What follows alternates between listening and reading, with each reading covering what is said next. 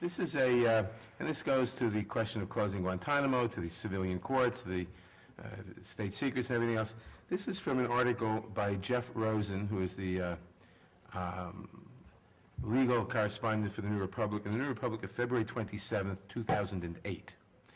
And he writes, if Barack Obama were to win the Democratic nomination and the White House, he would be, among other things, our first civil libertarian president.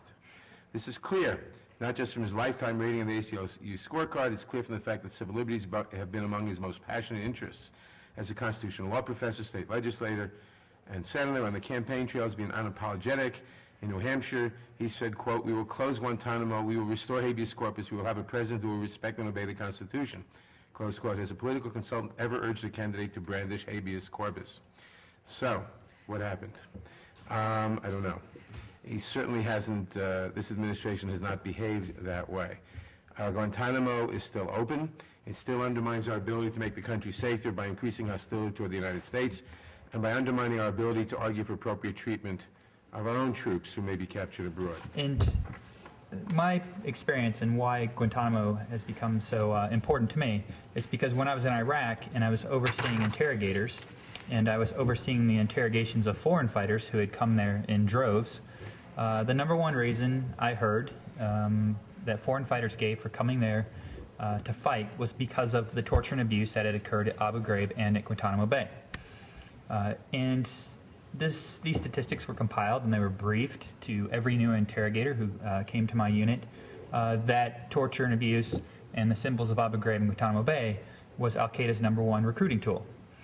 And so it became very apparent to every one of us there that Al-Qaeda was using this very effectively against us.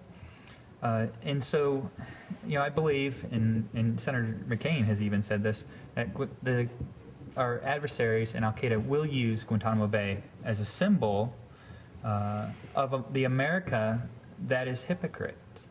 And that is exactly one of Al-Qaeda's strategic goals, is to prove that we are hypocrites. And when we do things like hold people without giving them rights to due process or indefinite detention or use torture and abuse, we play right into their strategic goal or objective, which is to prove that we're hypocrites. And that allows them to recruit new fighters. Sometimes there's a tendency, as with a lot of civil liberties issues, there's a tendency a bit to personalize what's happening on this issue. But the fact is that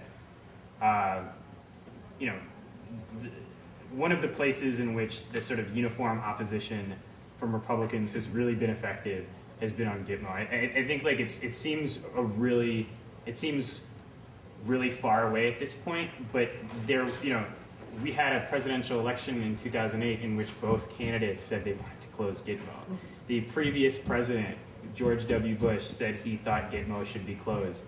The sort of warrior hero of the United States, General David Petraeus, has said he thinks Gitmo needs to be closed. It's really sort of extraordinary how effectively that consensus has dissolved sort of in a Republican effort.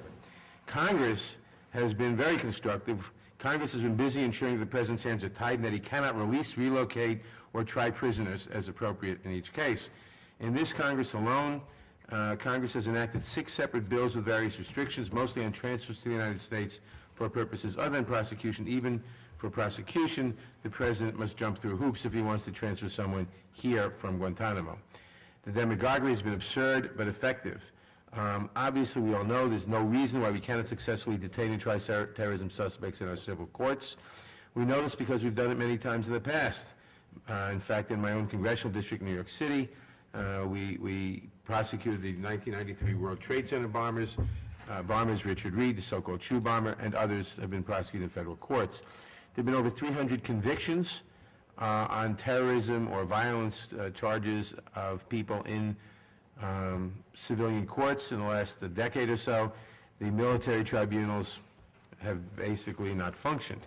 Yet Guantanamo remains open, a symbol to both sides of the political debate. Keeping it open is a potent symbol to the right wing, which wants to justify the lawless actions of the Bush administration, which most of them enthusiastically supported. They also understand the political value of fear and having Guantanamo a valuable tool. They also want to keep insisting, and it's interesting to watch Cheney talk about this occasionally, that the people held in Guantanamo are the worst of the worst, long after even the Bush administration cleared and released the majority of people who were held there.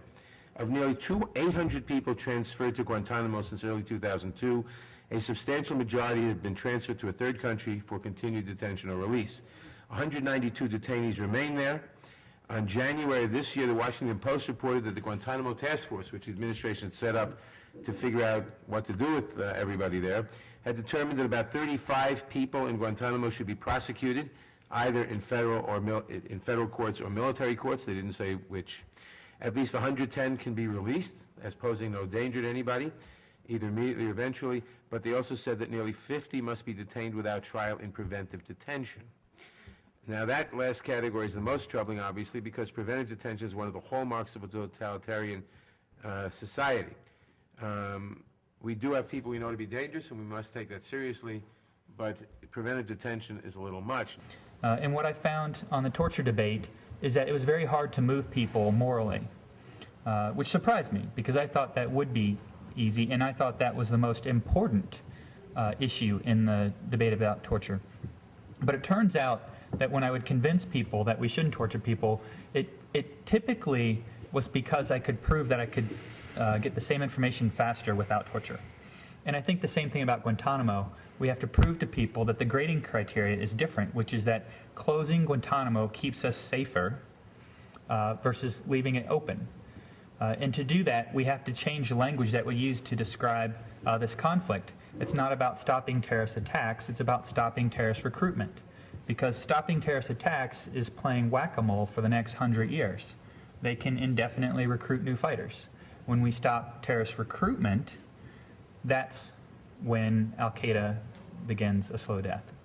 And that's when we can consider ourselves to be winning. And closing Guantanamo is crucial to that strategy.